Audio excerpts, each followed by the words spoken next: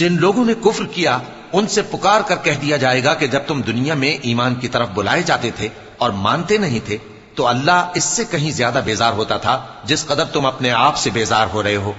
وہ کہیں گے کہ اے ہمارے پروردگار، تو نے ہم کو 2 دفعہ بے جان کیا اور 2 دفعہ جان بخشی، ہم کو اپنے گناہوں کا اقرار ہے، تو کیا نکلنے کی کوئی سبیل ہے؟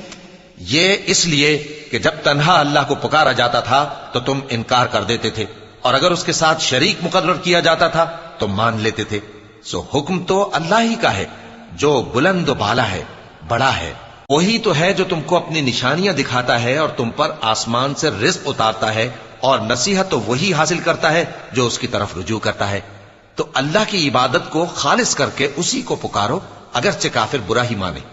وہ مالک درجات عالی اور صاحب عرش ہے، اپنے بندوں میں سے جس کو چاہتا ہے اپنے حکم سے وہی بھیجتا ہے